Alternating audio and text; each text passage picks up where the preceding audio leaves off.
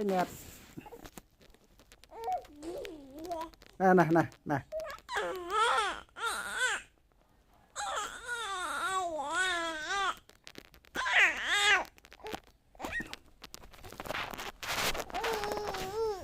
Ôi con mấy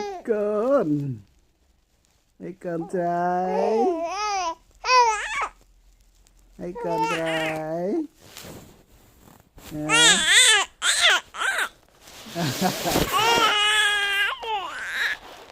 mấy con